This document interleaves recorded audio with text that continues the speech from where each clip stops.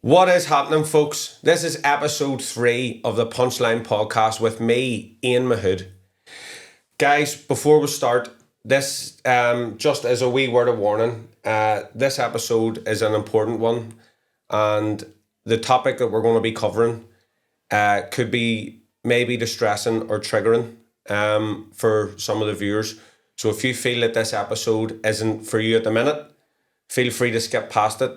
If you're going to sit on in with us and listen to this story of our next guest, just take care of yourselves listening. Tell it, and we will link stuff at the bottom for people you can contact as well. If you are experiencing or have experienced any of the following things that we're about to delve into in this episode. This week we're joined by Leigh Collins. How are you, Leigh? I'm all good, yeah. Long time no see. I know, it's been years. It has, and I actually couldn't believe it whenever we released it when we were doing the podcast and you had reached out. I was like, flippers, Leigh. Madness. I think I can't remember the last time I'd have seen you. It was... Oh, years ago. Yeah, it would have been a long time ago. You were only a young nipper then. But Leigh, where we are now, you studied law and got your degree recently, got your graduation as well there? Yesterday. Class. Yeah. You worked with the police for 5 years. Mm-hmm. I worked alongside the police, yeah. So I was an independent advocate for sexual violence. Okay. For 5 years, yeah. And you specialised in any, was like child sex offences? Yeah, so I worked with adults initially and then specialised in children. Then child sexual offences, yeah. Okay. And then into the prisons you went after that? Yeah, so I now work with a charity called White Ribbon, I think. Yes, White Ribbon, they've been in the club, we had them out at the club, yeah. Yeah, wow. so I work with them, so it's all about ending violence against women and girls, but I work a lot with the men in prison. Mm-hmm. Yeah, so I do like groups of general offenders and then groups of sex offenders, and then do sort of general prevention workshops around that as well. Okay. Mm-hmm. So that's where we are. Yeah. The road kind of to here hasn't been the easiest. And as I said, like at the start, a bit of a distressing one. But we'll go through that road. But before we do, I think we'll go back to a little bit about you. And obviously, I know some of this already, which is good. So it's good for you to kind of refresh my memory a wee bit as well. But where you grew up and how we came to our graduation with our degree and everything else. Yeah, so I grew up in Glenfield, just up the road. So not much special about my childhood really. Like grew up with my mum and dad, brother and sister. Went to Oakfield Primary up there. And Shout out Oakfield, yeah. And then Carrick Grammar. Yeah. Loved school, like absolutely loved school. And yeah, I think there's not really much about my childhood. It was just normal. Like dragged up in Glenfield, yeah. dragged up in Glenfield. There'll be a couple in Glenfield going, why I'm out. Like that. There'll be a couple of others going, no way. But you have a brother and a sister, don't you? Older brother, younger sister. Yeah. So you're the middle child. You're the middle child. Yeah. First the worst, second the best. Forgotten about. Yeah. I know, middle child syndrome. Yeah. So growing up then around Glenfield, what would you have got up to? Was there much to be at or just? I don't want to ruin my reputation by saying what we would have gone up to in Glenfield, honestly. No, there was not much to be at and running about that Glen just. Not much to be at all. Not much to be at all. And it's kind of like where we are now as well. It's like with the boxing gym and kind of like the youth stuff that we're doing. It's trying to, even like the ones kind of in position with council, it's like there is things here for the youth now. Yeah. To pull them away from the antisocial behaviour, the kind of running, rioting and lighting fires to this and terrorising that one. Never. But it's just trying to get things supported really. Yeah. But it was something similar for me growing up before I had moved to Spain. There wasn't really... It was a different generation when I was growing up because it's like it was still in the generation where you had to go and call for your mates and there was no phones and there was...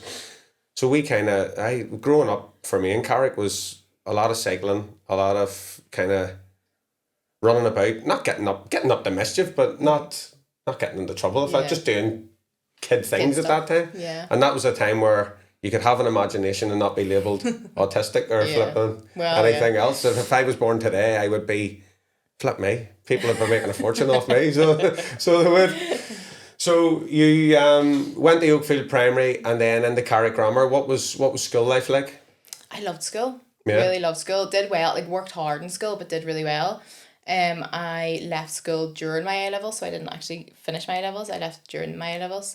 Things were a wee bit rough. My parents had split up, and then I had to leave the family home basically, and had to leave during my A-levels. So I was always a bit raging that I didn't get them. I didn't get my A-levels. It is one of them things, isn't it? And you do find it that sometimes at the crucial points there is them wee family breakdowns and stuff. How did that affect you? I don't know. I sort of just like kept going. Do you know what I mean? Like I didn't really think too much of it. Kept sort of plowing through it. But like leaving school, I think that annoyed me more because I know like I did so well in my GCSEs. I could have done really. I was doing 4 A-levels. But yeah, it's just like everything. What was the goal when you were at school, when you were doing your A-levels? What was the end goal in your mind at that time? I don't know. So I left it very open. So I was studying like business studies, accounting, and then biology and chemistry as well. So I was leaving it very open. Yeah. I thought maybe like paramedic or maybe something. But then I was sort of thinking, I want to be a paramedic, but I don't know if I really like blood. I don't know if I really like the medicine side of it. So I think I was just describing criminal justice. Yeah, from like a young age. But left it very open. But yeah, then just went and I actually worked down in Brewers Fayre then. Yeah, that's right. Yeah. That's right. So you worked at the time, Ronnie worked there. Was Ronnie chefing there at the time? Yes, he was. Yeah, that's right. He was chefing there at the time. Yeah. He's Ronnie's, which probably you'd remember, Ronnie's is my best friend. Like, he's still keep in touch with him to this day. He was actually talking to me there last night. I'd actually said to him that you were coming on and stuff. He was like, flip me. But yeah, so then Brewers Fayre. So how long were you down there? I was down there for years, maybe like 5 years, maybe. Yeah. That lets you, that hospitality kind of opens you up to different characters too, doesn't it? You see the weird and the wonderful coming in and out there. Make or break. Yeah, hospitality absolutely. Is. Yeah, it's long hours as well, isn't it? Yeah, it is. But I loved it. Like I love working with people, so I really, really loved it. And sort of started working my way up as well. Yeah. Into those sort of more like supervisory management roles. So. And you took the managerial role at one point, did you? I did, yeah. So I was, I took a step up into a management role, and then I'd actually moved location as well. Went to the one up in Lisburn. To take a step up. So. I didn't know there was one up there. There you go. Yeah. Right, so is it a chain like the hotels Brewers Fayre is? Yeah. Okay, there you go. And they're linked to like the Premier Inns? Yeah, so it's all a chain. Flip me, there you go. I didn't know that. You see, you learn something new every day on these. I did genuinely, honestly. I thought Brewers Fayre was just a Carrick fixture. Oh no, there you go. Yeah. And I'm pretty travelled, but never seen a Brewers Fayre outside of Carrick. Over the UK and stuff, there would be, yeah. All the different brands. Seen Wetherspoons and stuff. Now, when you went away, they've all different names, but then you look at the menu, it's like the bar name and then Wetherspoons underneath it. You kind of know by the prices, don't you? but no, that's class. Then what were you doing? Anything else alongside the Brewers Fayre work, or was it? No, so I was doing Brewers Fayre sort of full time. It wasn't long after I had started in there. It wasn't long since I had like moved out. So because I took a management position then, I actually moved to one of the flats above the restaurant. Right, okay. So it wasn't very long after that then I was a victim of real serious crime. So no, I wasn't doing anything else. Okay. And that's obviously the main bulk of why we're here, to try and you're here to share your story, but also potentially to help or connect with others who maybe feel that they've maybe been let down themselves, or that they can't go anywhere to say anything or whatever. So that's kind of what this podcast is all about, sharing not only like inspirational stories and like and stuff like that, but it's getting a message out there and letting people know that you aren't on your own here, and don't be afraid to flip and stand up and whatever. So what obviously that happened. This was someone you knew. Yeah, it was not, I wouldn't say very well, honestly. So I say I was working in Brewers Fayre. I would have been about 17 at the time when I was introduced to this guy. Now he would have been in his 20s. I don't know. I honestly don't know. I know he's a bit older than me. I don't know what age he was, but I only was interested in him because he worked with a friend of mine. And I'm not going to say anything about like where he worked or what he did because I don't want to get myself in trouble. But he worked with a friend of mine, and basically whenever I finished work, I would have went up to her work and sort of met her, and we would have like went home together or went out or went for a drive or whatever. So every time I had went in, he was there basically. And it was just more like a one of those people, he would stop and chat more to her than to me. So I sort of knew of him, and then that progressed into whenever he had found out that I worked with somebody he knew, and he sort of used that as a bit of like an in. So then he was like, oh yeah, no, I know him, how's he getting on? And like a real concerned friend, sort of like, oh, I always worry about him, he's very like isolates himself.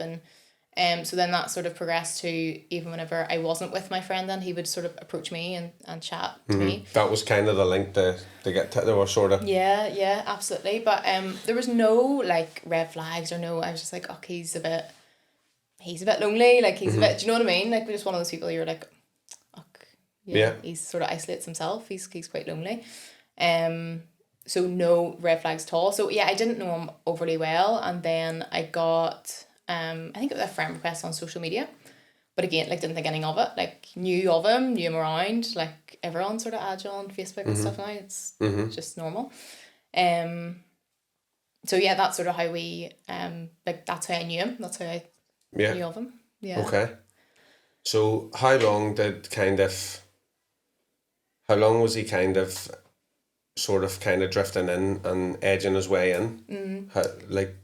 Yeah, I would say, I don't know exactly, because it was so light touch. Like, it was so like, I would see him and forgot that he even existed. Like one of those people, like real.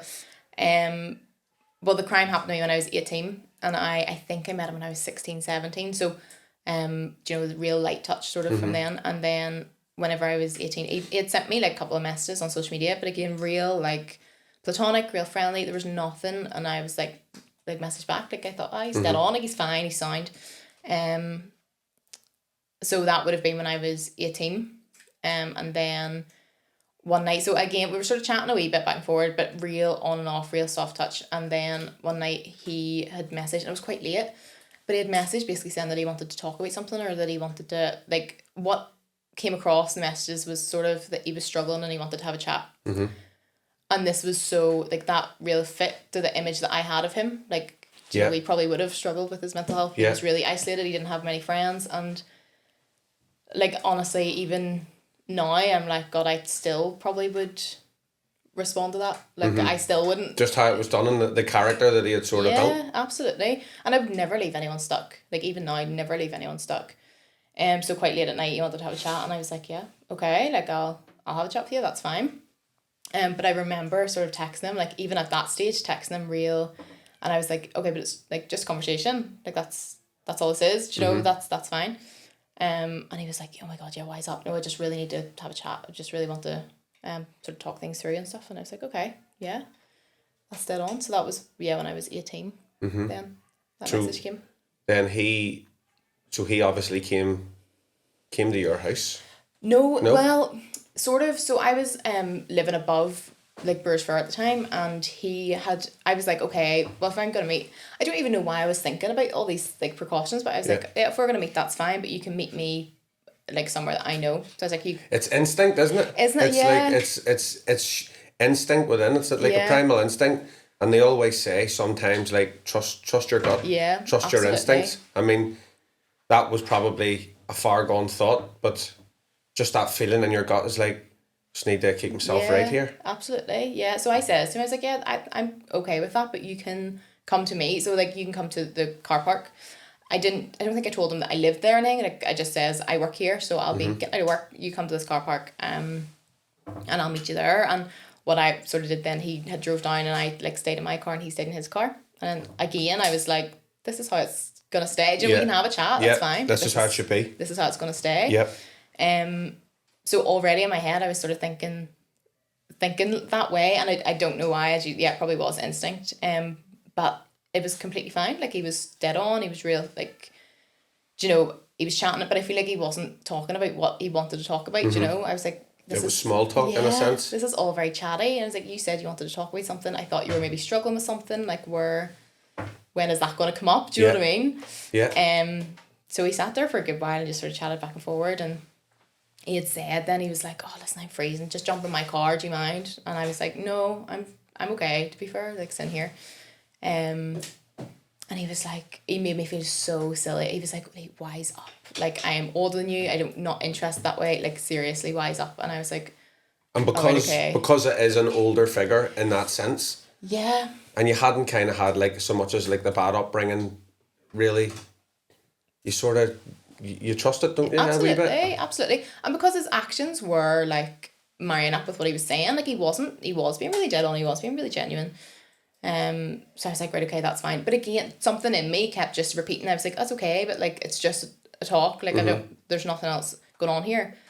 And he was like, wise up. And I was so embarrassed then. I was like, oh, I'm scondered, I've just said that. Right, okay, that's fine. So I got in this car, and again, like, he was fine. He was like, you know, we'll sit here, I just really want to chat. And we chatted for a while, and there was no red flags, no nothing.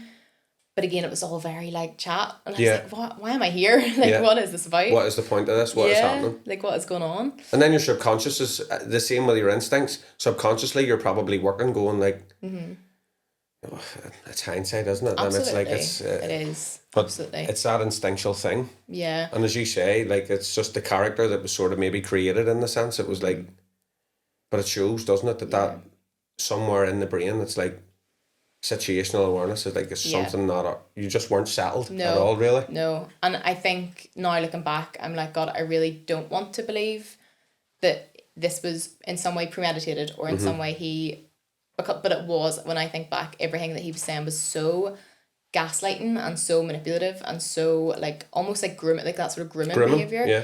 And I was like, God, I just find it so hard to believe that somebody would go out of their way to be like that from the offset. But yeah, again, like, it was fine. We were sitting there for a while, and then he was like, listen, I really need to go to the toilet. He was like, do you mind if I run into your work? Or I think, no, sorry, he did know I lived above, because he was like, do you mind if I run into your thing? Because the restaurant had closed at this point. And I was like, there's no way you're coming into my house. Like, not a mission. And he was like, no, but wise up. Like, I really, really need a toilet. And I was like, it's not happening. Like, you're not coming into my house. That's not happening. He was like, right, okay, well, listen, can we do this? Can I like run to my house and go to the toilet? He was like, my parents are there. I live with my parents still. They're in bed. They're sleeping. Like, I'm just going to run in and out. And I was like, okay, that's fine. Again, there was nothing. And his house was 2 minutes up the road. Like, it was from Burrsford, just up the road. So I was like, okay, that's fine. Like, there's nothing that can really go wrong there. And he did. He went in, went to it again. Everything was as he said it was going to be. So there was no reason to worry. Trying to build the trust and probably, Absolutely, yeah. So yeah, it was completely fine. We came out, got back into the car, and then we were like driving back down the road towards Burrsford, down the North Road, and that's whenever there was like just such a shift in his whole character, his behaviour. Like, there was that he wasn't the same person anymore. It was the strangest thing. He got back into that car and he was no longer like that same person. So we were driving down. It's like he went up with Jacqueline, come out with Hyde type thing. Yeah, honestly, it was so bizarre, and I just couldn't really make sense of it. And I think I'm almost really defensive of that part, because I'm like, looking back, you're going, why would you get into his car and why would you go for there? And whenever he said like all these like almost like victim blaming things, but so I think that's why I come across quite defensive when I'm sort of describing that everything was completely fine until then.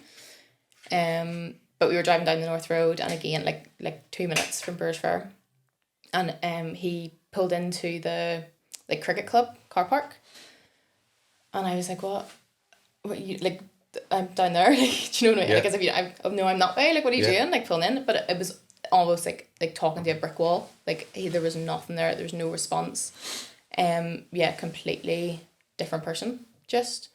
So he'd pulled into this like cricket club, and again, I don't know why, like, there was my brain was on a loop. Like, I wasn't really understanding what was going on, I wasn't really putting it together, but all I could say over and over again was, I don't want anything to happen here. Like, I don't want this. I don't want anything to happen. And I just kept, if I said it once, I said it like 100 times, just over and over again.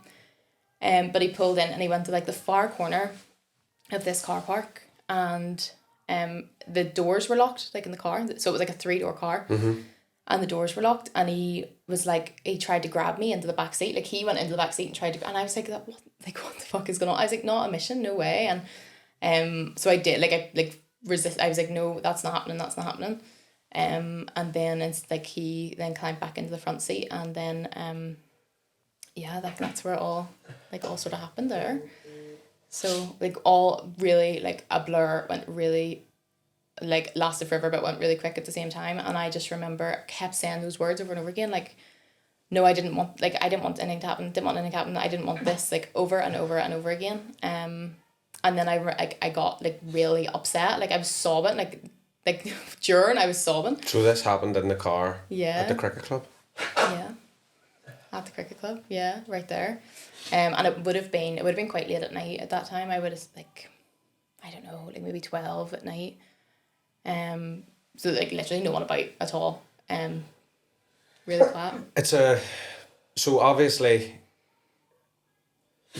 in the environment that we're in, we work with a lot of youth and adults too. Mm-hmm. And we actually have a case within the gym, and like where there's an individual who was also subject to this stuff as well.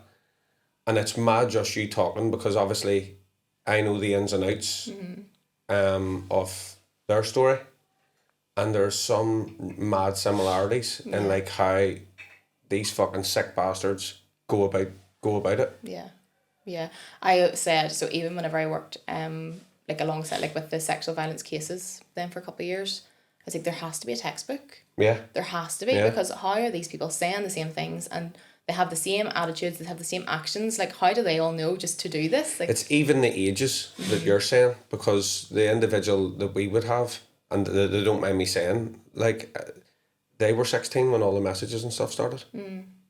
Yeah. And it was almost played out that way until they were kind of 18. Yeah. And the individual who, this is the annoying fact of it, is still kind of in a position of authority dealing with children. Yeah. And women.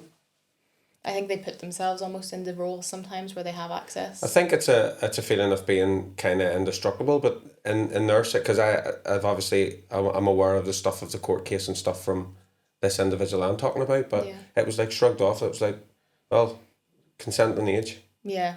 What? Yeah. Absolutely. Despite everything, despite all the evidence and everything that was there.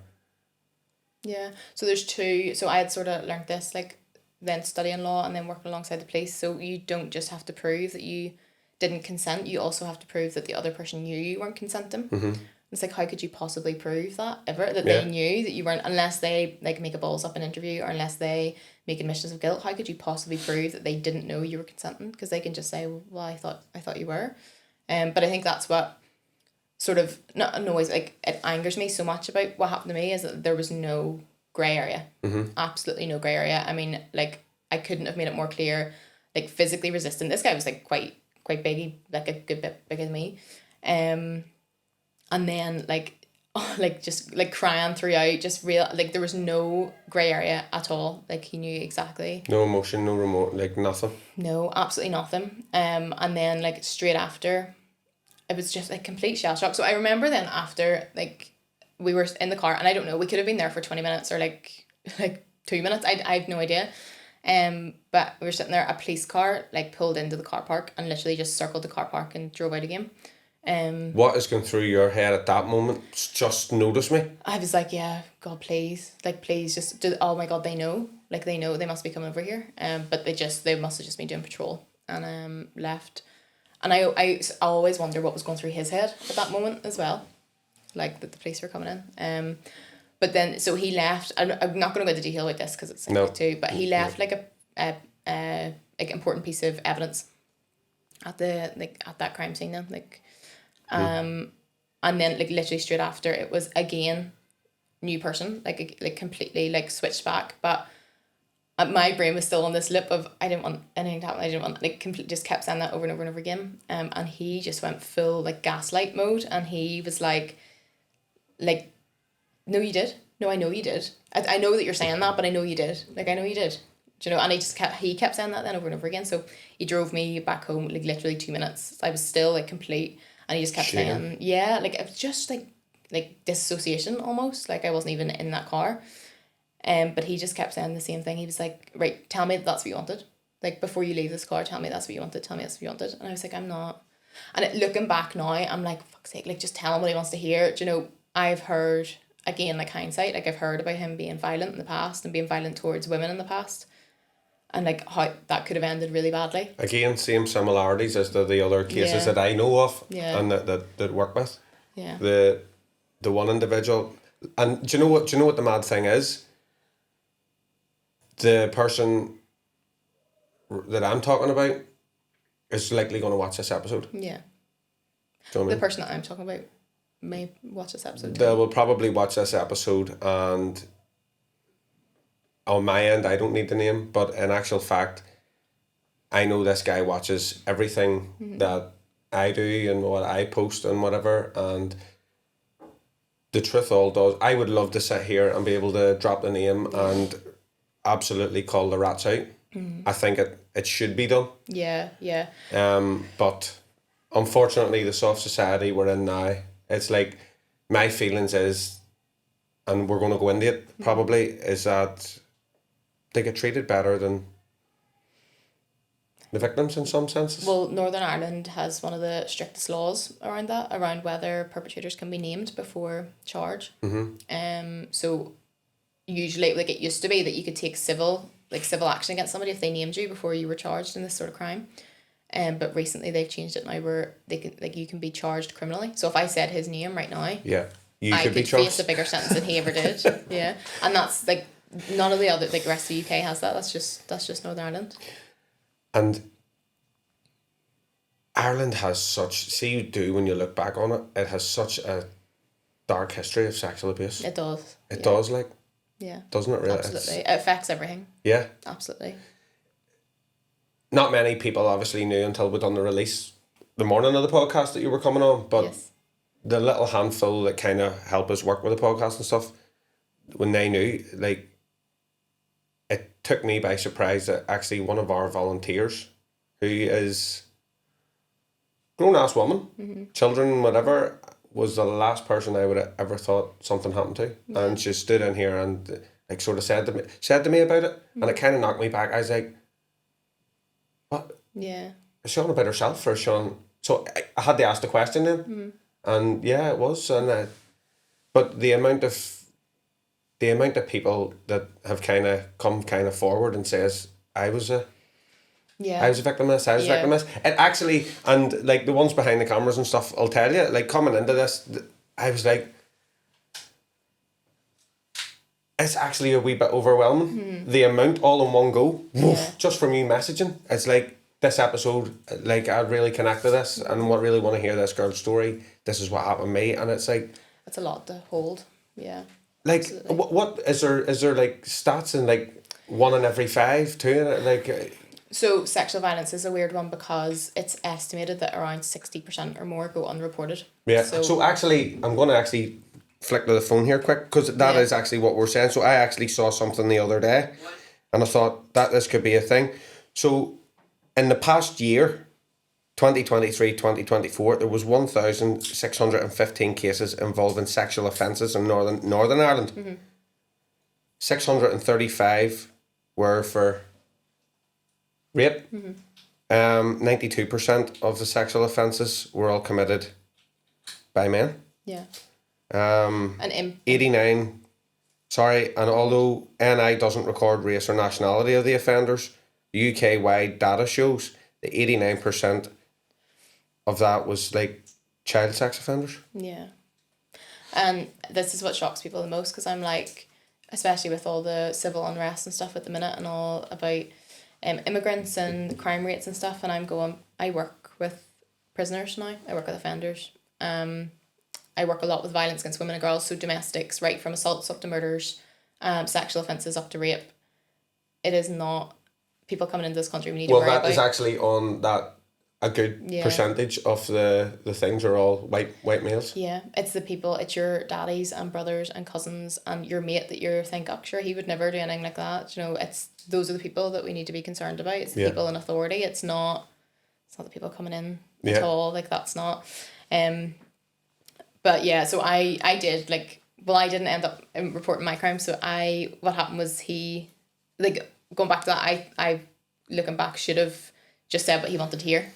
Like, I should have just said, yeah, I did. Like, yeah, I did want that. That's fine. The doors in the car were locked, and we were sort of parked back up outside where I lived. And I was like couldn't get out. He was almost like, tell me that before I let you out. Yeah. But I wouldn't do it. Like, I just wouldn't say it. And looking back, I'm like, God, like, that could have went really badly. But I didn't say it. And I was like, no, I'm not. Like, no, I didn't want any of that. You know that. Let me out of this car. And he did.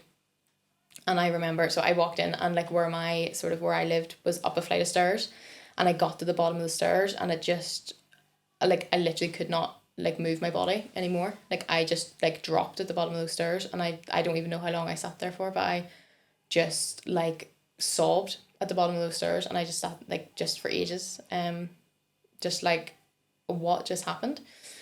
But I eventually went into like where I lived, and again, like, I was so like in my head, I'm like, I know what that was, but that's not what I was taught rape was at all. Like, I thought it was like a stranger in a dark alley, and it was like physical violence, and it was weapons. Because, and yes, and that would be exactly what you would think of it. Yeah, absolutely. Thinking back to whenever kind of like I was younger and you were hearing about it, that is kind of, not, I wouldn't say the propaganda, but that is kind of the picture you have. Absolutely, yeah. You're walking home, or you're doing... Yeah.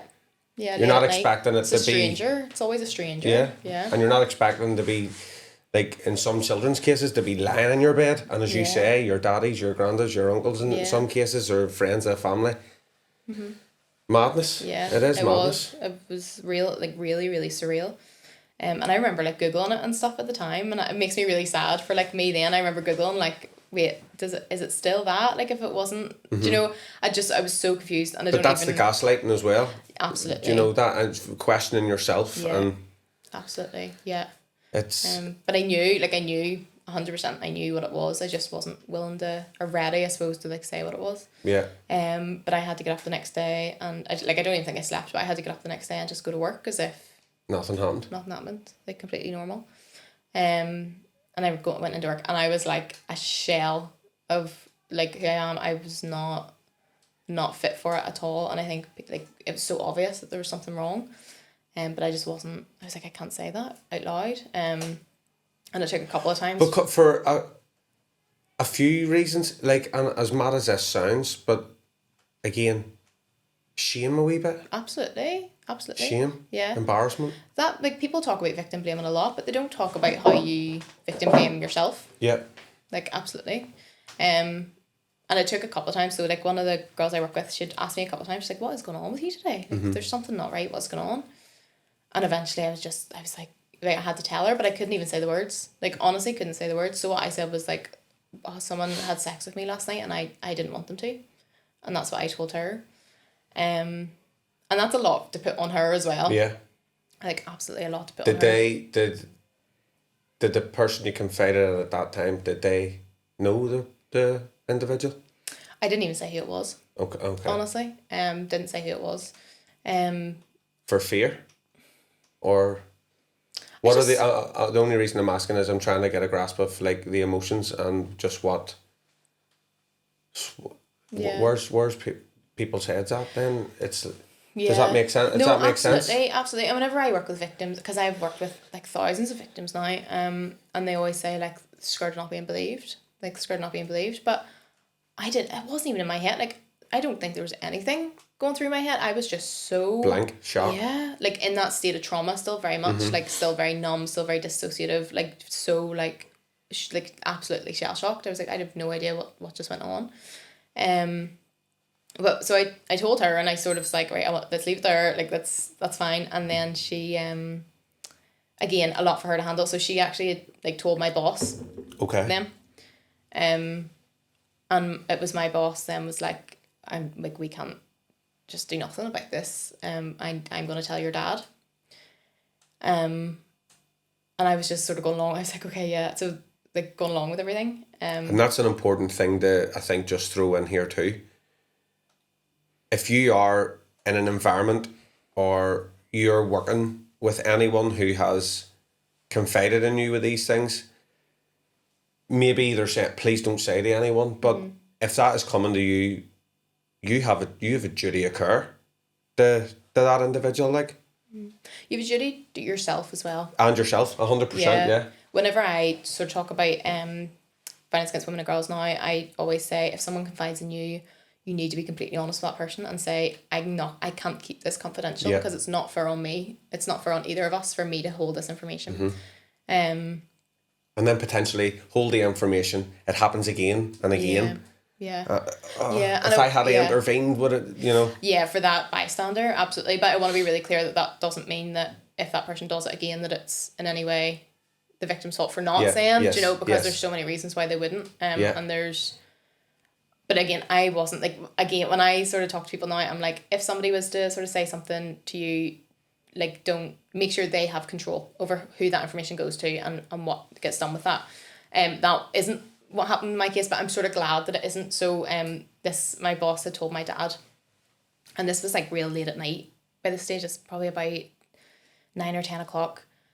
So he actually came down. She must have phoned him and just says, I need to talk to you. Come down. So he had come down to where I work, and I wasn't there for that conversation.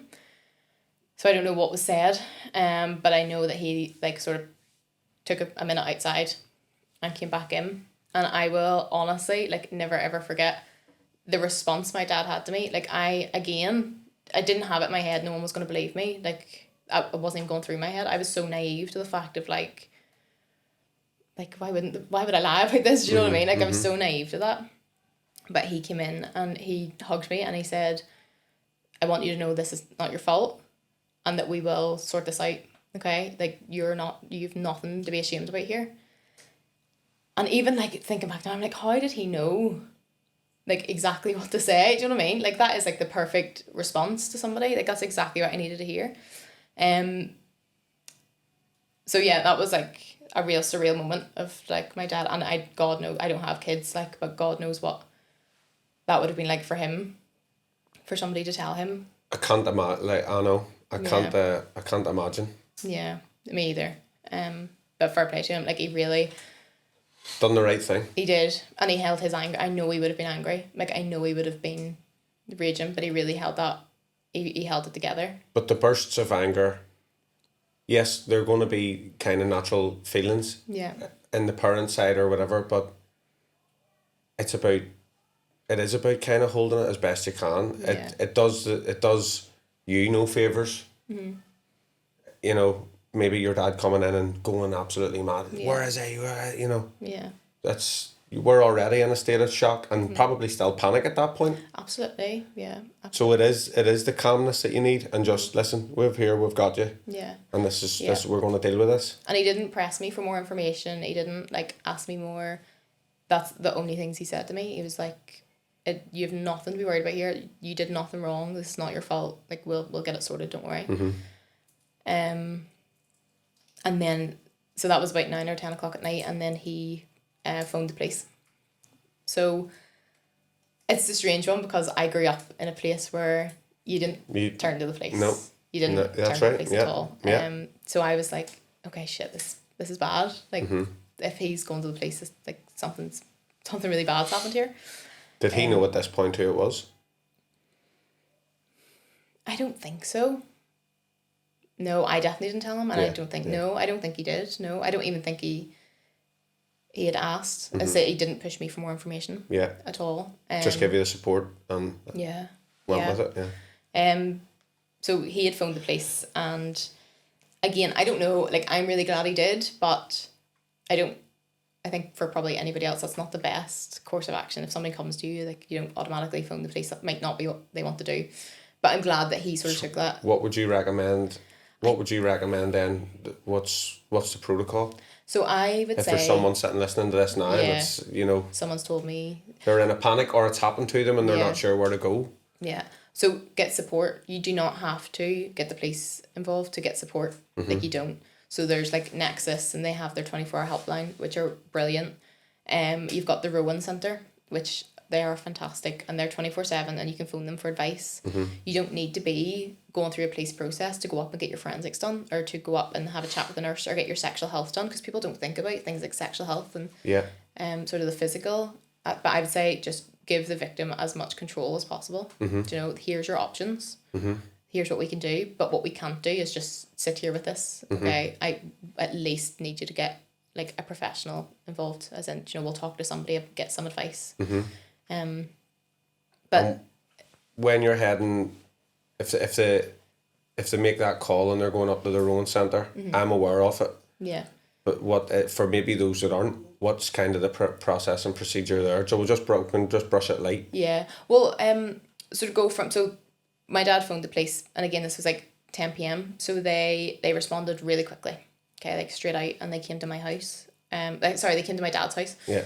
And they met me there. And again, Glenfield, like the thing about reporting a crime is it's response officers come out first. So these are like marked police car, uniformed officers. Yeah. Coming into my house, I just knew there was a pile of like curtain twitchers, you know, like, oh, what's going on there, what's going on. But police get a bad rep.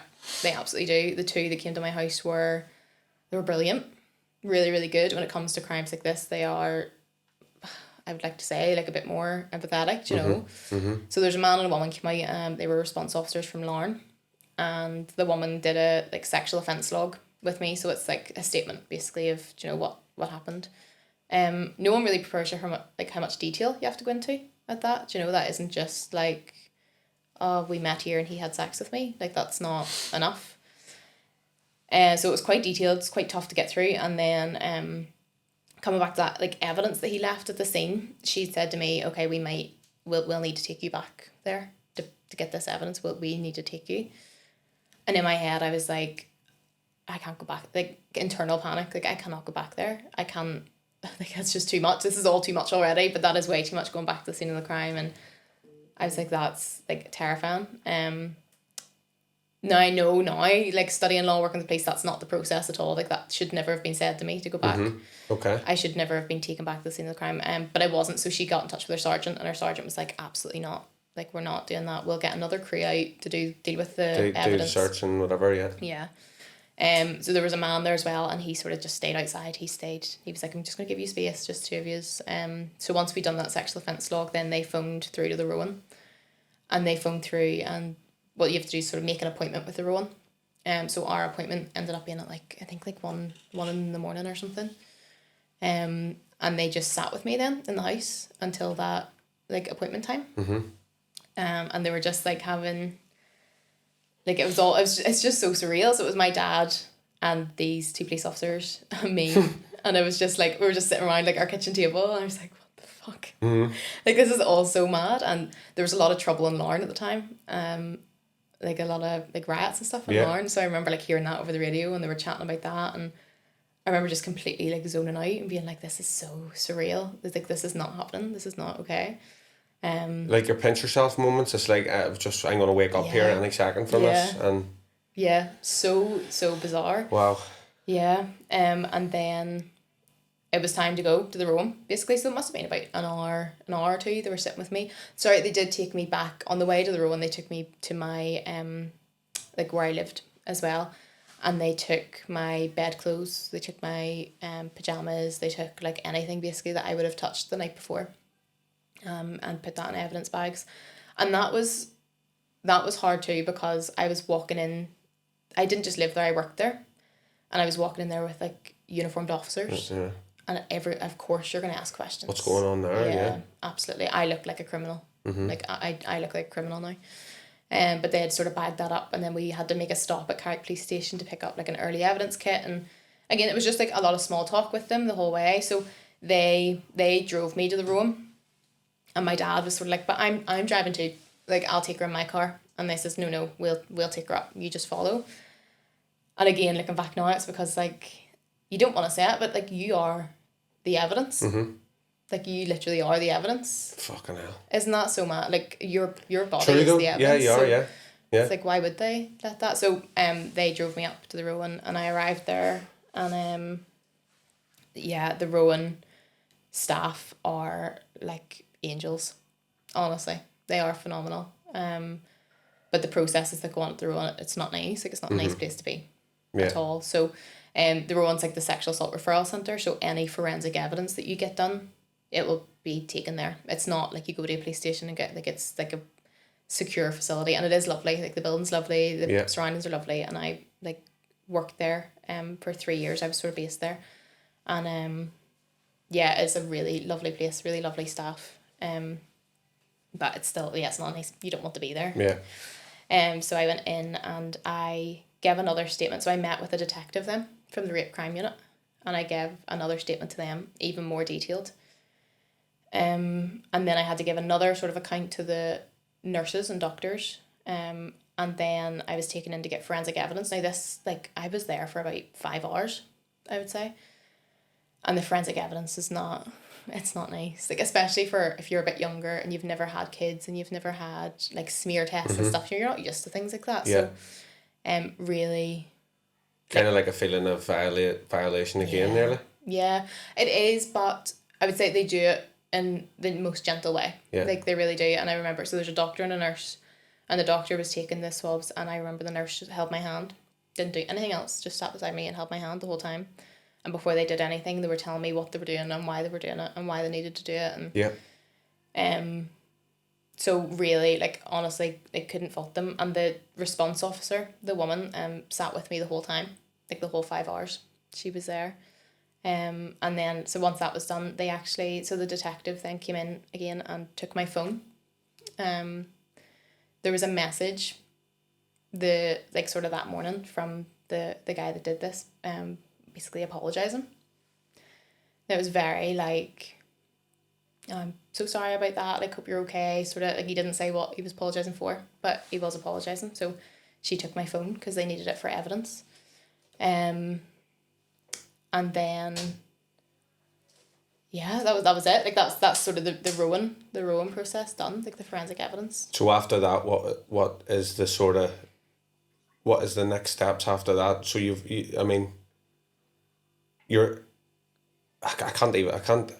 I can't even imagine to put myself there as like how you even start to process everything. It's like, Yeah. so you go and you have that, and after that they just drop you back off and that's it. Yeah. Until obviously. Pretty much. So the Rowan give you like a wee pack, and they're like, here's all the support and blah blah blah, and the police just sort of leave it there. So the detective, it was a detective from the rape crime unit, had said the next step will be like an ABE interview. And I was a bit like, fuck, no idea what that even means. And they leave, and then I went out into the waiting room. So again, I was in there for about 5 hours, like, on my own. Just sort of with the police, went out into the waiting room, and my dad was like sleeping across the chairs in the waiting room, and I was like, oh, God love him. Sat there the whole time, and then he drove me home, and that was it. Like, I was dropped off back to my house like 6 or 7 in the morning, still in my work uniform from the day before, and you're just like what do I do now? Yeah. Really, really bizarre. So I tried to get a bit of sleep, like I tried to go to bed, but then the police knocked at my door again, and a couple of hours later, and they were like, we need CCTV. So that's what I was actually thinking. Yeah. That's what CCTV. I was thinking when you'd said about the cricket club. Surely there would have had to have been something. There was a blind spot. Yeah, CCTV blind spot. So obviously aware of that as well. I don't know. I have no idea. Because it's not a small car park up there. No, it's not. We went right into like the corner. Yeah, it was a complete blind spot. So this like detective had come to sort of like, oh, we need CCTV even from your workplace of like yous driving away and yous what they didn't tell me then, and what I honestly hadn't even thought to ask. They had arrested him already, so they had went to his house, arrested him, and brought him to Antrim custody, and he was questioned for rape, and then later on questioned for sexual assault by penetration as well. So he was questioned on 2 offences. So obviously whenever they were coming out to get that CCTV, he was like already had been in custody. So yeah, that was like the police were there, and then got whatever they needed CCTV and left. But again, left with like loads of questions. My workplace now had just had to go through CCTV, and they're like, oh, why? What's going on? Do you know what I mean? Like, so left with loads of questions. And then a couple of days later, then I was invited to Garnival police station. The police station, yeah. Yeah, so Carnival's like an active training ground for police. So you go in as real, again, like a real mad environment. Like you go in, there's police everywhere. And I was taken to do an ABE, so it's Achieving Best Evidence interview, and that's like recorded. Not what I expected at all, actually. Like I expected, like, do you know, like the bills, you know, where like the chairs are like nailed to the floor and it's like a camcorder in your face. Yeah. Not like that at all. It's literally like a wee mini living room, and you go in and the cameras are all like in the roof. Microphones are in the walls. You wouldn't even know that you're being recorded. But I met my investigating officer then for the first time. So this was another detective from the rape crime unit. And she was then assigned to my case throughout. So we did this ABE interview, and nothing can prepare you for like the level of detail they ask you to go into. Like nothing can prepare you. They need to know like what body part went where and how many times, and like did he say anything or did you say anything or did you move your hands and then did he move his head, but if he did that then where was your leg at that time, and like the level of detail was like mad, like really really mad. And I think going into it, like there was this sort of like, oh no, it's okay, you're just going to give us a wee statement again, it's just going to be, you know, just to try and make you feel better about doing it. But actually this is your main evidence, your ABE is your main evidence, and I don't think that was made clear enough to me, like just how important this was. How important it was, yeah. Yeah, so I got my transcripts back from my ABE like quite recently, and they are like so, I didn't give any information. I was so like... But it's one of them, like, again, when I'm just listening to you, it's like, when this is going on, your brain is, it's like any attack, really. Your brain just kind of goes into defensive mode, doesn't it? Yeah. And just tries its best to get you through it. Yeah. Is Survival mode, yeah. Survival mode's the one. Yeah. Just puts you into survival mode. Yeah. And you're not thinking at the time, like... As you say, nothing prepares you. So you're not thinking probably about minor things. Yeah, absolutely. It's just about surviving. Yeah, absolutely. And trauma like really distorts your memory as well. So there's like... Yeah, it does, yeah. I couldn't have given an account from start to finish even if I wanted to.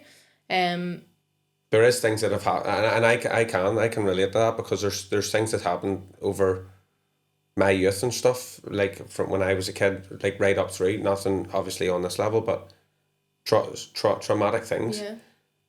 And when you do try and talk about it and think back on it, it's like blank. There's a period of like years Yeah. that are just white walled. Yeah. That's your brain trying to protect you, I think. Like it's a real protective. But like I just didn't know how important it was, and I like need to remember whenever I'm thinking back on this that I was a teenage girl. Like I was 18. And they were, like, even the fact that she was like, no, tell me what body part. See, sitting in front of a police officer in, like, this environment and having to say, like, biological terms for, like, I was like, I want the ground to swallow me up. This is so uncomfortable. This is not, like, I hated every part of it. And then while I was doing it, the fire alarm went off. So it actually went off twice. So fire alarm went off once and I had to go up and do the evacuation process. So I'm, like, out with all these police officers. Lining up to evacuate, and I'm like, fucking hell. Like they know exactly what I'm here for. Do you know what I mean? So that happened twice, and again. So I thought I gave them everything. When I read back at the transcripts, I didn't give them very much, and I think that if I had have known to prepare for that or had have known how important that was, it would have probably changed. Yeah. The outcome in my case, like 100%. After you do the ABE, then that's pretty much all the evidence they need. They needed to bring me in like a couple of times to like clarify a few things. But that was pretty much all the evidence that they needed from me. Okay. And then from there, then that gets sent to the PPS. The PPS. Yeah. So it took a long time for it to get sent to the PPS, probably like a year and a half. So within that year and a half, you've done all the tests, you've done all your interviews, and this stuff's getting sent off. Now it's the waiting game. It's like silence. What's silence? That's what I was going to say. It's like, what support is there for you? What was life like in that year and a half? I mean, mad. Going to work, like, I mean, I'm trying to even face people. It's like, this is all hanging over your head. So we had I say you need to wait for the forensic evidence to come back, and that takes so long. Yeah. And the police really can't do much until that comes back. So they were sitting waiting too, you know, and they had to wait for my phone to be triaged as well, which again takes a long time. The Rowan, I had a couple of follow-up appointments with the Rowan, and again, staff there are brilliant, give me loads of like support organisations and, you know, referrals here and counselling here, but everywhere's so underfunded. Yeah. Like, you're like, okay, I'm finally ready to talk about this. Yeah, I'll do it. I'll make a referral to Nexus. And they're like, yeah, amazing. Well done you. It'll be 6 months before you see someone. And you're like, right, okay.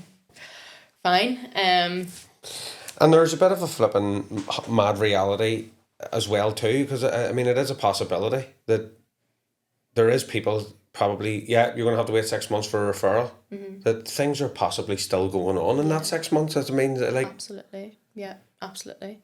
And the like organisations are brilliant. So Nexus especially, they do counselling. It's one-to-one counselling, really specialised, and they were amazing. We can attach the links to Nexus and stuff under the episode on the socials. They were absolutely brilliant. My counsellor was a woman up in Antrim, and she was incredible.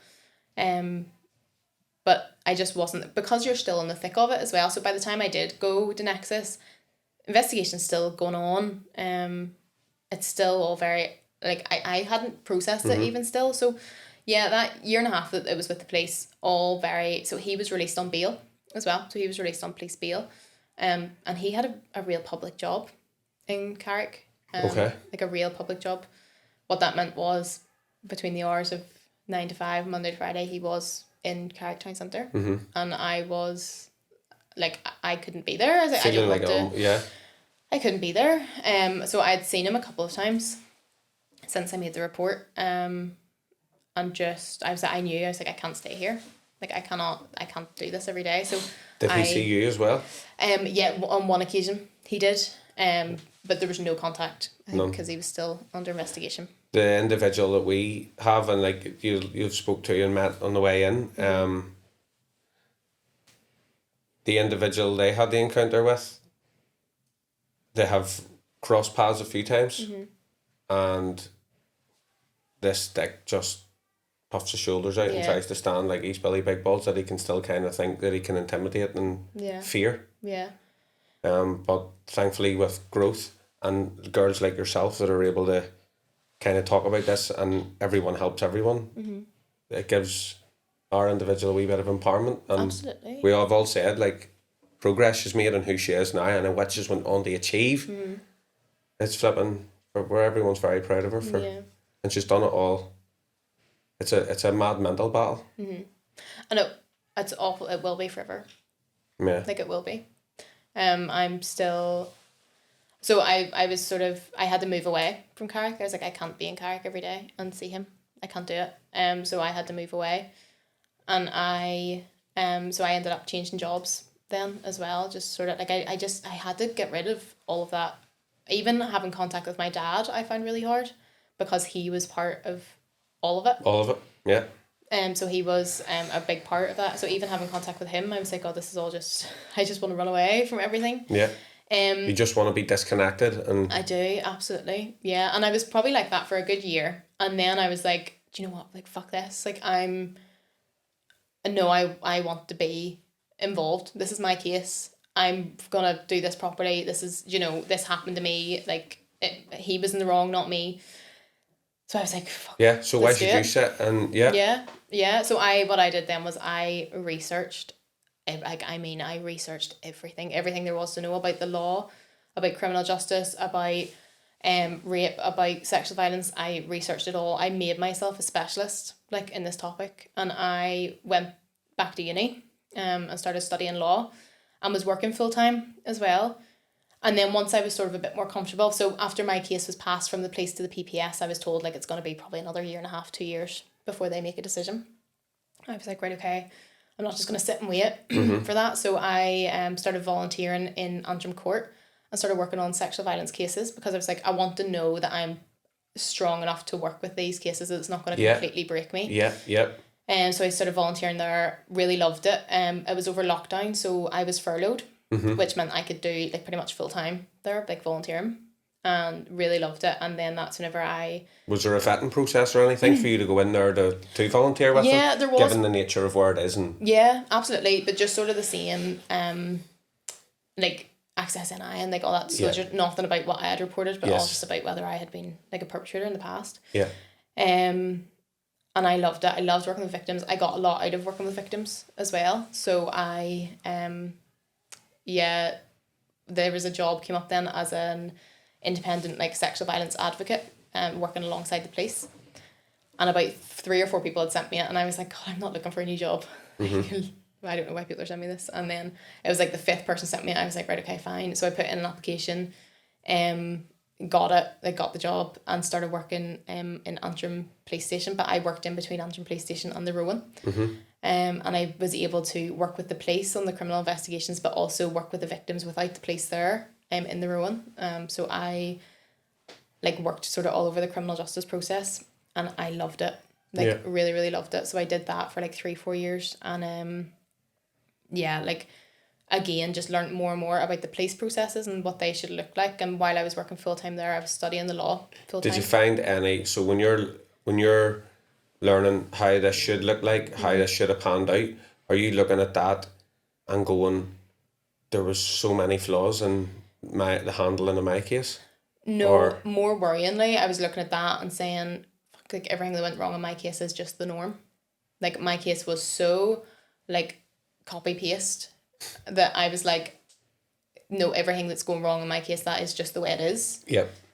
So even more sort of worryingly. So then I started because your case then went to court and then was... So it went to the PPS, and as it went to the PPS, and they had made initially a decision not to prosecute. So they were like, there's not enough evidence, we can't take this forward. And I had turned into a gobshite by that stage. I was like, I know my stuff now. Like, I know that that's not... They'd sent me a letter, and they says, the reason we can't take this forward, and they said this in the letter, like, I have the letters, they said, the reason we can't take this forward is because you didn't shout for help at the time. And I was like, that's... Shout for help to who? So they said because the police car circled and left. Oh, the police car coming in? You didn't shout for help. Now, everywhere, all plastered all over the PPS's website, their procedures for prosecutors, they don't take rape myths into account. And I was like, that's the biggest rape myth there is. I mean, this police car literally did not stop. It was doing 10 mile an hour the whole time and left. Like, that is the biggest rape myth there is. So surely a car sitting there though was suspect as well. Yeah, like, but they didn't cover. So I was like, why aren't they being questioned for not? Do you know what I mean? I was like, but they didn't stop. They just straight back out. But that was the one reason they gave me for not prosecuting. So I set up a meeting then with the prosecutor and with my detective. And I went through, I was like, here is your code for prosecutors, and you say you don't take this into account, but yet my whole case is based off a rape myth. And she says, oh, well, we don't take rape myths into account, but the jury will. And we need to take into account what the jury will take into account. So therefore, and I was like, well, just let's not skirt about it then. Like, you do, like, you are taking. So I left that feeling really, like, frustrated. And that's when I decided just to waive my right to anonymity. So I had lifelong anonymity as a crime of rape. Like, I didn't have to ever say that it was me that it happened to. I was like, I'm not. So I decided then to waive it. And I did, like, a social media post. I remember that. Do you? I vaguely remember. I remember you doing a post. Yeah. Well, I did that post, and then it went a bit mad, and a couple of news outlets had got in touch, and they were like, "No, we want to take this further. We want to do more." Because it got shared everywhere, didn't it? Yeah, it went a bit too. Yeah. It did. And once the news outlets had got in touch with me, now this to me seems a bit suspect from the PPS, but it is what it is. The PPS then realised that it was getting a bit of attention, so there's politicians had mentioned it, and then news outlets that were doing releases and had went to them for a statement. And whenever that happened, they says, oh, we're reopening your case and we're going to review it. We don't know if that's the right decision was made or not, so we're going to review just to make sure. And I sort of think, well, that's such an easy way to sort of now I can't talk about my case again because it's active again. It's not closed, now it's active. So it was a way to close you down? I don't know, but it was... And you see it happening everywhere, don't you? Yeah. Anyone that's outspoken and kind of stating facts and whatever, especially online, social media, once it gains traction, it's shut down, it's closed down. Yeah, so I don't know if that was their tactic or not, but they reopened the case and they said it'll be 3-month review, and it ended up taking close to a year for them to review. But in that time, the perpetrator in my case, he phoned the police on me. So he phoned the police and he reported my social media post. I never named You him. didn't name him or anything? No, And somebody no? did underneath. Okay. And that's not my problem. Like, I can't take That's nothing on responsibility. you. Yeah. But because somebody named him, 4 girls came forward to me and said he did the exact same to me. There was one girl says like, oh no, he like was grooming me and then did this, or he had been stalking me and he had been blackmailing me. One girl says no, he was very abusive to me, like domestically abusive. And I know why they wouldn't have went forward, but I was a bit frustrated. I was like, oh my God, like if the police had all of this information. Yeah. Do you know? Well, it was the same with the person in connection kind of with the club and stuff. When they went through it, when their voice was heard, others came forward. But then I don't know, I have no problem saying it, like, I don't know, was it intimidation on the others? Yeah. That all statements were withdrew, which only left her standing on her own. Yeah. And hers was kind of closed off, reviewed. It's so horrible. Like, But- and you can't blame those other people for not. No. But there was a time where I was just so frustrated. But it does take one person, one voice, and it, like, even, I've said it already, it's like even when it kind of got out that you were coming on, like the amount of people coming out here, I really, I'm glad this is one's happening. I couldn't believe it. I've said before, I couldn't believe it, but it always does. Takes one person, and you are 100% leading from the front, and it's class, like how you've took something so traumatic and damaging like that and completely went fuck this and just swung it. Yeah. Stubbornness, probably. Yeah. But yeah, I just couldn't sit with it anymore. So that's why I wanted to, like, sure. So then I started training. I actually started doing training inputs with police and with PPS about how to be more victim focused. So I spoke to all of the rape crime unit officers. I spoke to all the new recruits in the police. I spoke to anyone who does AB interviews. And I shared my story, and I shared things that went well in my case, things that didn't go so well, things that police can do better. Yeah. Spoke to the PPS, and I brought in that original letter to the PPS and what it had said, and they were like appalled. They were like, I can't believe that was ever said to you. At the end of the review process, so he had reported me to the police for writing this post. And a policeman from Lauren had phoned me, and so nasty on the phone. He was like, you may like do something, blah blah blah. You don't want me to get a squad car up to your house now, do you? And all this. And I said, do you know what it is? Like, are you questioning me in relation to a crime right now? And he says, no. And I was like, well then, okay. And I hung up. I was like, that's me then. And then another policeman had phoned me like 2 weeks later, and he was like, I just really want to apologise. Like, if you were my daughter, I would 100% be up for that post and blah blah blah. He was like, but now that your case is being reviewed, like, it's not worth it for you to have that up. It could be used against you. So I did end up taking it down. That's what the caution, and anything you do say can and will be. Yeah. And it will be used against you even as a victim. So yeah, they did that review. The review took about 6 months, and then he came back and says, no, we're upholding the original decision, not to prosecute. And his reasons were slightly better. It's still not great. They didn't show how he was like, yeah, that is a rape myth, absolutely. But he had said, he had said other things. So basically what he had said was, if we only had to prove that you weren't consenting, like, it would have been easy. Okay, we could have done that, that's fine. But we have to prove that he knew that you weren't consenting, and we can't. And I'm like, again, how can you ever retrospectively prove that? Your word against his. Yeah, absolutely. Unless there's recorded or exactly. Yeah, exactly. But I had went civil instead, so I got went to a solicitor and was like, I just want some recognition that this happened. Yep. So went civil and ended up getting awarded criminal injuries compensation. Okay. Which like pitiful amount of money, like it's mad, but it wasn't even about that. It was about, I won my case civilly. So civilly they were like, yeah, more than likely that did happen to you, therefore you are officially a victim of crime in our eyes. Nothing will happen to him because of that, but I don't care, like, I've won that. Yeah. And still walking about now, and still, and as mad as it sounds, possibly still ticking the boxes. The one we're familiar with, the perpetrator there actually would have went into the victim's work and stuff, and like kind of stood around and intimidation. But it's like, I don't understand. The system is just, I've always sort of felt it anyway. It's like the system is not here to protect us at all. At least that's the feeling. It's like it's not here for us. No, I completely, So I think working with the police and I almost feel so bad for the police. Yeah. And like they are fighting a failing system. Yep. I don't think they want the cases to go that way. They put a lot of work into these cases for them to go nowhere to. And I know not all police are the same, but that's sort of the vibe that I got. But we hear it as well, like, because I mean we deal with lots coming in. It's not just boxing in here, it's more than a boxing club.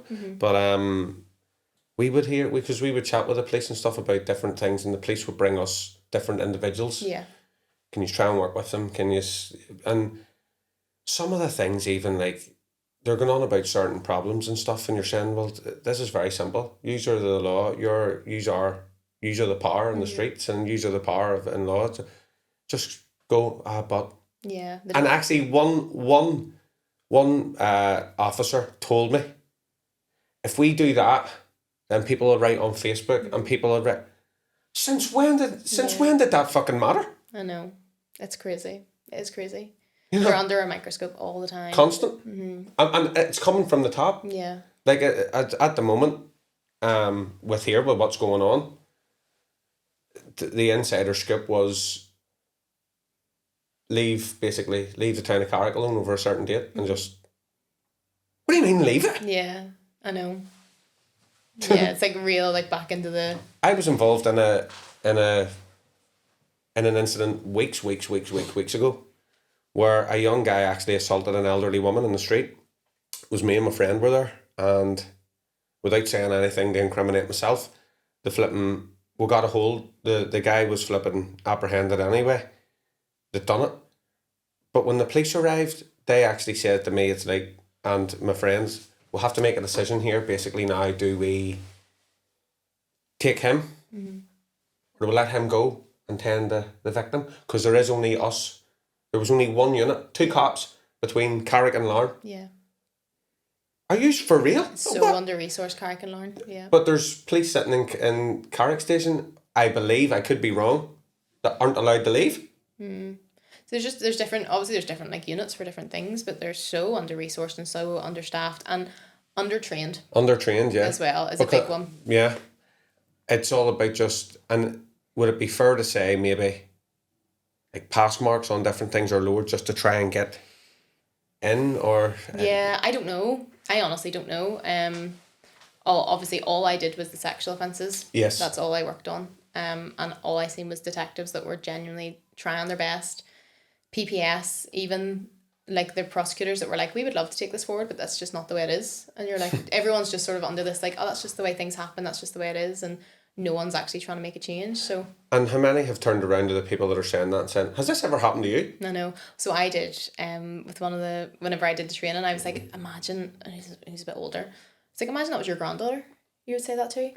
And what I started to hear, or what they sort of start to say back is, oh no, that wouldn't happen, that, you know, they almost can't believe that something like that would happen to one of their own, which is terrifying, because then that is victim blaming. That is like, well, what, like, I was the perfect victim. Yeah. Like, there's no drugs, no alcohol, no past criminal, like, nothing. I was fully cooperative. Like, I didn't do anything to put myself in that position, so what are you saying then? This is the difference between me and your family. It's, you know, that's sort of what I hear. It's mad. It's mad. So then, at what point did you link in then with White Ribbon? So that was real recent, actually. So that was after I finished my stuff with the police. Okay. I was getting real, like, burnout, maybe, of, like, constantly saving people, like, after things had already happened. Do you know? It's like I am meeting victims after the worst point. Are you dealing kind of with yourself and, like, I don't know if repair's maybe not the right word, but are you like settling yourself whilst helping others? Yeah. Were you finding that? Or? I was finding that, like, actually working with the victims and me repeatedly saying the same things to them, I was starting to take it in too. So because I victim blamed myself a lot. I was like, why did I get in that car? Why was I so friendly with him? Why did I do this? Why did I do that? And the more cases I seen like mine, I was like, God, like I'm so, like I don't relate that to them. So why would I relate that to me? Do you know? Yeah. So I was sort of like doing both at the same time. So there was a bit of healing Absolutely. for yourself and question and answering yourself as well. And I'm a real logical person, like a real logical person. So I was very cut off from what happened to me actually, even throughout my time at the police, very cut off. And then towards the end, I was like, right, I'm actually starting to like get feelings about this now. Like I am starting to get real angry and I'm seeing cases come through and I'm getting like, do you know, I am relating to them more. So I was like, maybe this isn't the best for me right now to be working with, because I was like working with the investigations. As soon as they came to the Rowan, I was there throughout the whole process then. So I took a step back and instead White Ribbon was more preventative. But also I want to know the whole process. I don't just want to know from a victim's point of view. I want to know like victim, professional, as a student. And now I want to know from the perpetrator's side as well. You have literally gone... Yeah, the whole way around. The whole way around. You've took the look like. Yeah. And it's... So how... So many questions even on here. How did it come then that you went into the prisons? And so that was the job that I applied for. That was the one that came up? The job was... I wouldn't have really been looking for another job, but the job was working with offenders in prison. And I thought that is... I think that's where I need to be. Like really where I need to be. And White Ribbon, they're great, like a real great organisation. So there only is me and then Tawny, who's like the CEO that go into the prisons. Yeah. And yeah, I just knew that was for me. And she said to me, she was like, do you know, you might get groups of sex offenders. It happens sometimes. Do you know, maybe sometimes doesn't, blah, blah, blah. And I went into the prison that I work at and they were like, oh yeah, we're just going to go get through all of our sex offenders first. So we're just going to give you all the groups of these guys first. I was like, okay, let's go straight in then, head first. And what is the kind of common thing that are you noticing any sort of common things that everyone's kind of saying or common things in how they led into doing it? Yeah, or? No. Honestly, no. The common things that I'm noticing are that they tend to be very likeable people. Like very likeable people. So I'm dealing with groups of like normal offenders. So say I would have a group of like just general offenders and they could be anything from drugs to domestic to, you know, real serious assaults and stuff. And they are typically, you know, the way like gobshites that you would see running about Carrick and the way, and you're like, I can see how you ended up getting into crime. Like I could definitely see that. When it comes to the groups of sex offenders, there is a difference. Like there's definitely a difference, but it's how they portray. So likeable. So likeable. And I make a point, I'm like, I don't want to know anything about their offence until after I'm sort of coming to an end of working with them because I don't want to treat them any differently.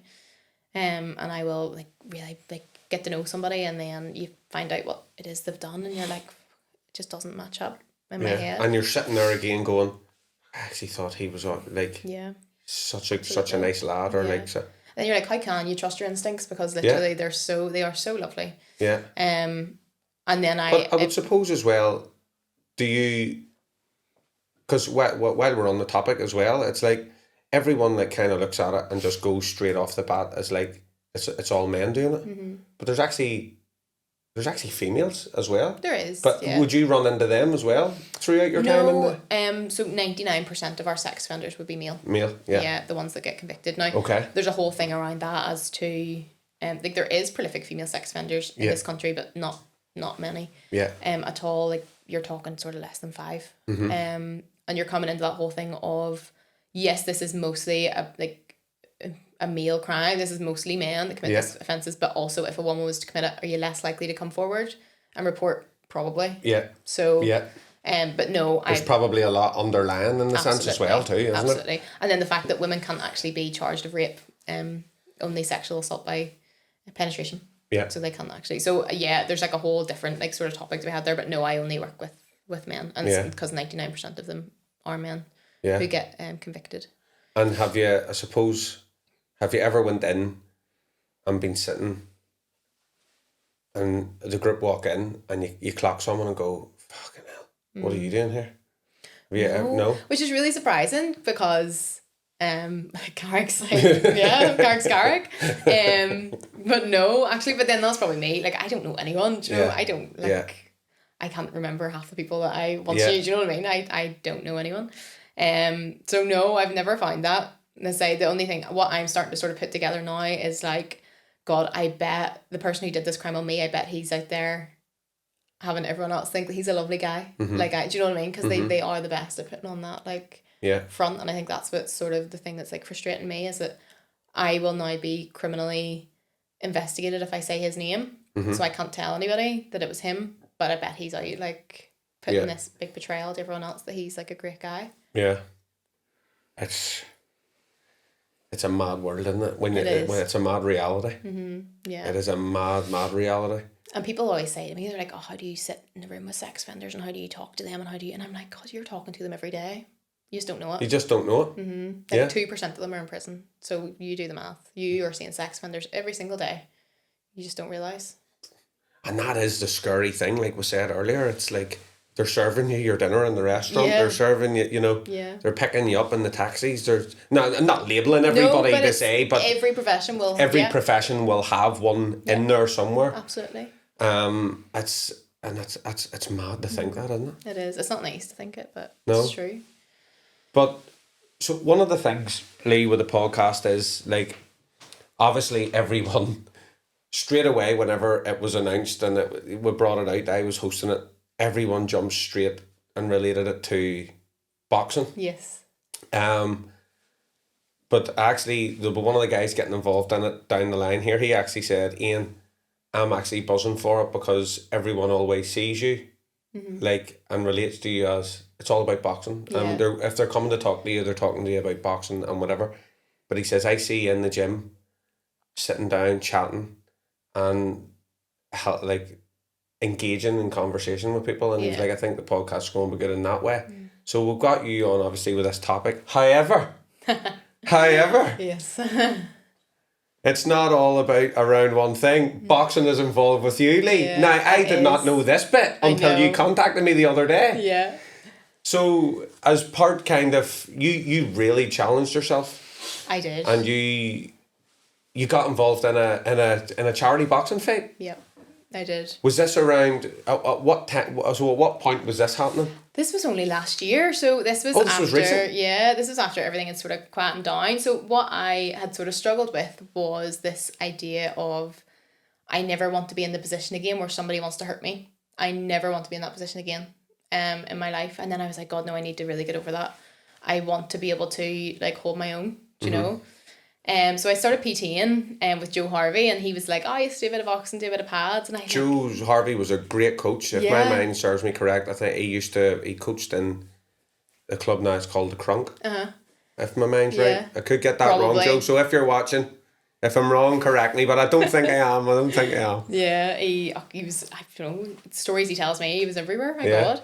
And I did a bit of pads and stuff with him, and I was like, I'm not bad at the pad. He was like, you're really good. Like, I want to get you in a ring. And I was like, fuck that. Like, no way. The first time, see, and this is it. So people will look at boxing or look at combat sports, but more, I can talk to it like through boxing and think that while it might seem violent by nature, no one understands the benefit of coming in for a pad session. Oh my God, or hitting the bag, and it releases so much in much different wee hormones and feel good factors in the brain, and people come in like this and leave like that, you know, and sets them up for the day, and it's class. So what was the feeling like when you got the gloves on the first time and actually got that let rip? Yeah, well, I was like initially terrified. Like, I wasn't like connected. I was like, God, this is scary. Like, this is awful.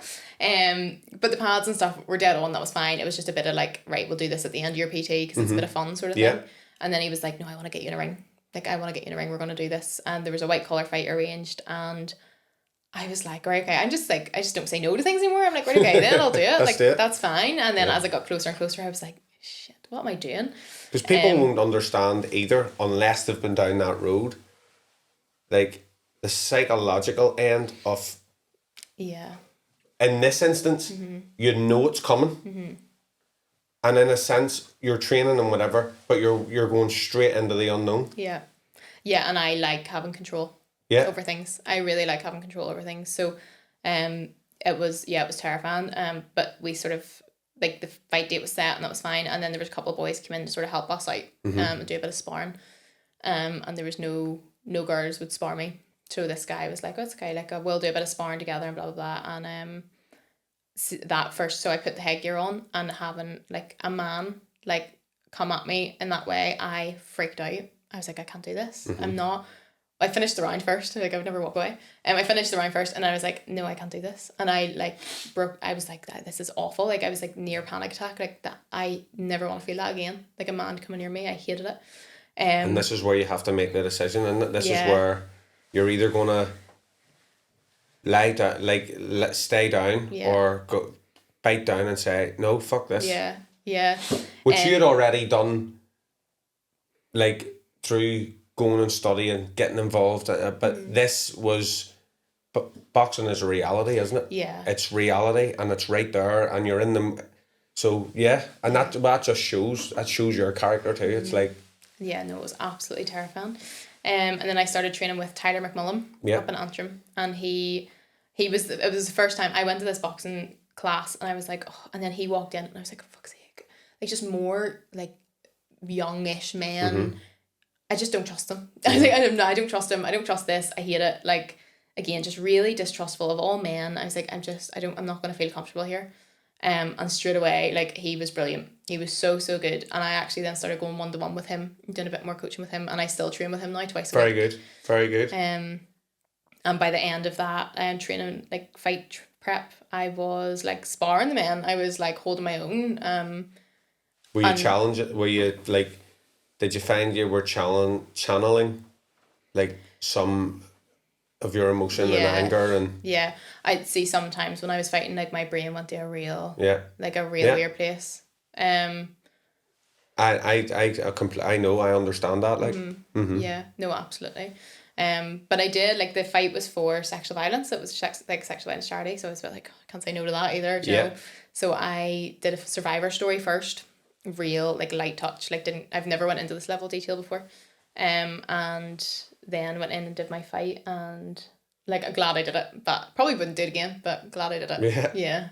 And what, you won the fight? No, I didn't know. I got Do you not know? No. So the girl I was supposed to be fighting pulled out. Okay, right. And then it was, like, 3 days before, and there was no fighter, so they were like, listen, we're just gonna have to throw somebody in. Yeah. And I was like, who's going to sign up to a white collar 3 days before unless they're a boxer? Yeah. Like, let's be honest here. So this girl came, and she was like, she was a beast. Yeah. I was like, my God, I'm going to get battered. And then the headgear, so it was white collar headgear. But they couldn't find I was the first fight on, they couldn't find the other headgear. So they brought out, like, one headgear and was like, oh, we've only got one.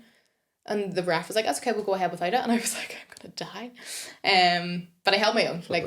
Held my own and got through. But no, she was, like, just a far superior fighter. Yeah. And what, did you have a feeling of accomplishment and ease after it?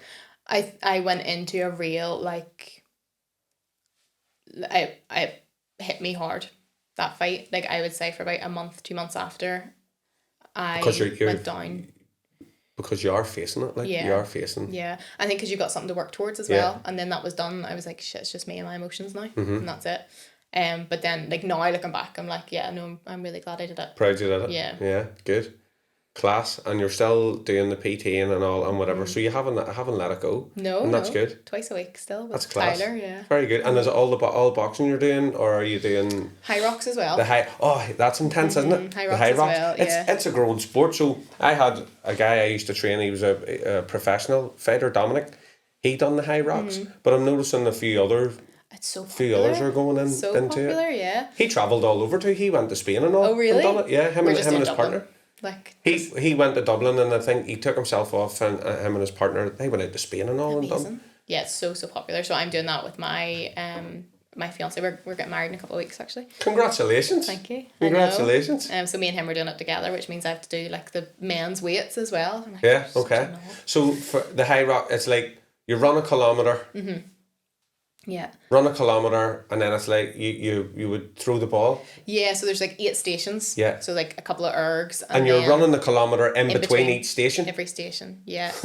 Yeah. Intense. It is wild. Sled pulling and all. And Yeah, sled pulling and pushing. And the weights on them are no joke. I know. Like really, really heavy. So we've been training for that. What's your favourite kind of station out of the whole lot of them? What do you love?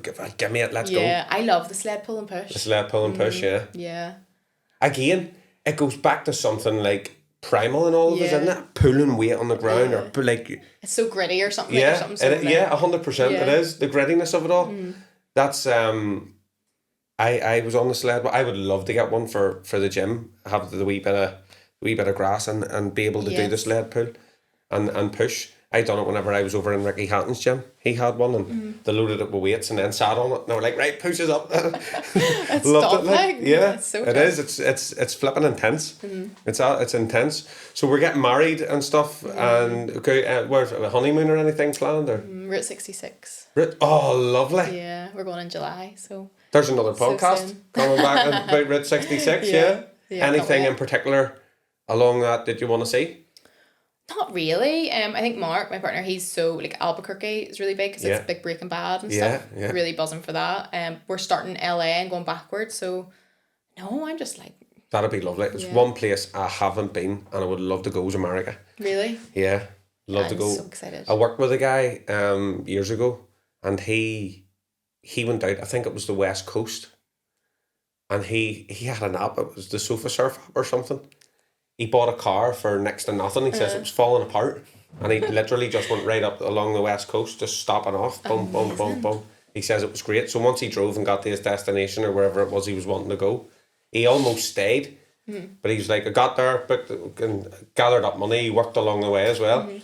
And just got on a plane and flew home in after. Oh, so I did Left the car. I don't know if the car's still sitting at the airport or what. It was a wee banger. Like, Yeah. But he says it was great and he would do it again. Yeah.